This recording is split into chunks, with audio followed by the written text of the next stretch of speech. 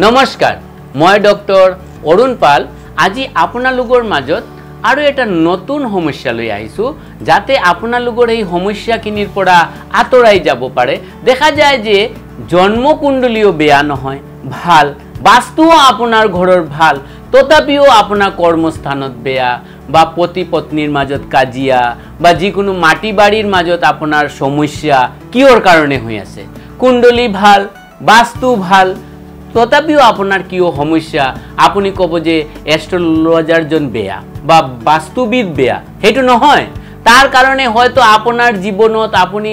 বিভিন্ন সময়ত বিভিন্ন প্রকার কার্য করি আহি আছে তার কারণে আপনার সেই বেয়া যুগটো আপনার লাইফত আই যোগদান করিছে কিয়ৰ কাৰণে এটু হব পাৰে ধৰি লওক আপনার কর্মস্থানত সমস্যা কর্মস্থানত আপনার কুণ্ডলী বেয়া থাকিলে সমস্যা আহিব পারে আপনার বাস্তু নষ্ট হলেও আহিব পারে কিন্তু যদি দেখা যায় যি কোনো আপনি লেবার স্থানীয় লোক মানে যিবিলাক আমার মাটির কাম করে রিক্সা চলায় মানে যিখিনি আমার লেবার স্থানীয় লোক হয় বা কর্মচারী হয় হিয়তক যদি আপনি ঠগে বা আপনি যদি হিয়তৰ যদি আপনি ধন লুটি খায় তেনেহলে এটা সময়ত আপোনাৰ কৰ্ম নষ্ট হৈ যাব এটু কুণ্ডলী ভাল থাকিলেও আপোনাৰ নষ্ট হ'ব আপোনাৰ বাস্তু ভাল থাকিলেও আপোনাৰ কর্মস্থানটো বেয়া হৈ যাব তো সেই ঠিক সেই প্রকারে যদি দেখা যায় যে আপনি আপনার ভন্টি বাইদো বা আপনার দাদার লগত যদি আপনি বেইমানি করি আহি আছে বা আপনি হিয়তে যিখিনি পাবলগীয়া আছে আপনি দিয়া নাই সেই বস্তুখিনি যদি আপনি কৰি থাকে বা জীবনত দেখা যায় যে ভাইটিৰ যিখিনি বস্তু আছিল বা সম্পত্তি আছিল আপনি তাক ঠগি পেলাই খাই আছে বা ভাইটিৰ লগত আপোনাৰ সম্পৰ্ক ভাল নহয় বা আপনি সম্পৰ্ক নিজে বেয়া কৰি আহি আছে তেতিয়া আপোনাৰ কৰ্মস্থানটো আপনাৰ বেয়া হব পাৰে আপনাৰ নাৰ্ভৰ সমস্যা দেখা দিব পাৰে আৰু কি হব পাৰে আপনাৰ কথাবাৰ্তাৰ মাজত সামঞ্জস্যতা না থাকে আপনাৰ কথা দি পেলাই আপনি দাম ৰাখিব নোৱাৰে সেইখিনি সমস্যা আপনাৰ দেখা দিব পাৰে কেতিয়াবা যদি আপনি দেখা যায় মা দেউতাক আপনি শ্ৰদ্ধা নকৰে মা দেউতাক আপনি ভক্তি নকৰে তেতিয়া আপনাৰ গোটেইখিনি বস্তুৰ পৰা আপনাৰ আঁতৰাই যাব কর্মস্থান নষ্ট হব সরকারি চাকরি আপনি নাপায়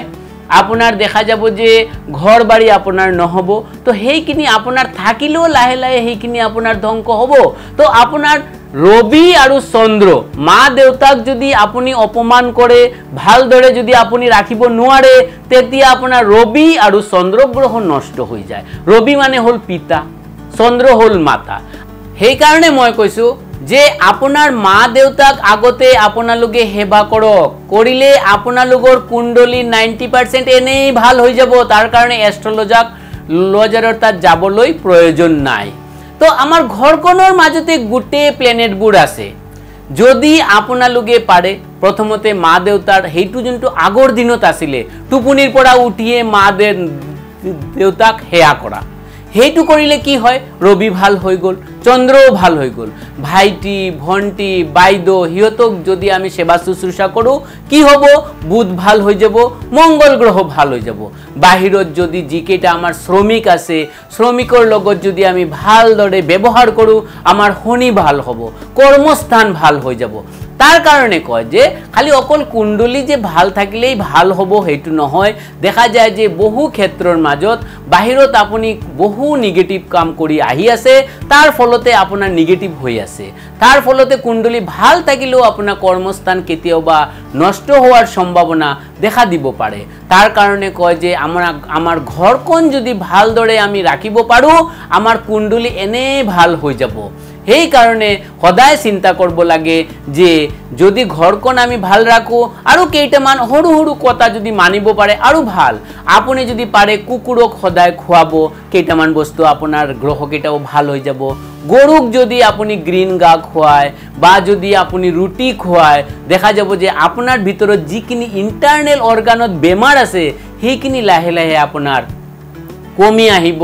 বা দেখা যায় যে চৰাইক যদি আপুনি কেতিয়াবা আপুনি গ্ৰীণ মুগু বা দানা খুৱায় আপোনাৰ যদি দেহাৰ মাজত নাৰ্ভ দুৰ্বলতা আছে সেইখিনিও আপোনাৰ কমি আহিব তো দেখা যায় কিছুমান বস্তু আমাৰ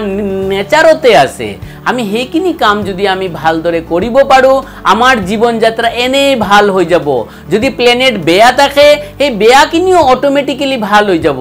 যদি আমাৰ ভাইৰ লগত মাটিলৈ কাজিয়া আছে তাৰ লগত ভাল ব্যৱহাৰ কৰক সেই কাজিয়াখিনি লাহে লাহে লাহে নষ্ট হৈ যাব আৰু আপুনি সুন্দৰ জীৱন যাপন কৰিব পাৰিব যদি আপুনি পত্নীৰ লগত যদি সদায় আপুনি কাজিয়া কৰে আপোনাৰ লক্ষ্মী ঘৰত কেতিয়াও নাথাকে তে লক্ষ্মী কি হৈ গল ধন তো আপোনাৰ কুণ্ডলী ভাল থাকিলেও দেখা যাব যে আপোনাৰ ধনৰ ভাণ্ডাৰ লাহে লাহে নষ্ট হৈছে তো আমাৰ ফ্যামিলিখিনি ভালদৰে ৰাখিব লাগিব পত্নী হল আমাৰ লক্ষ্মী স্থান দিয়া হৈছে সেই কাৰণে পত্নীৰ লগত ভালদৰে আমাৰ থাকিব লাগিব আৰু যদি আপুনি আমাৰ যিকেইটা মই নিয়ম কৈছো সেইকেইটা যদি আপুনি ভালদৰে পালন কৰিব পাৰে আপোনাৰ জীৱন এষ্ট্ৰলজাৰক নিদেখালেও আপোনাৰ জীৱন খুব ধুনীয়াকৈ আপুনি চলি যাব পাৰিব সেইমতে আপুনি চলিব বুলি মই আশা কৰো ধন্যবাদ নমস্কাৰ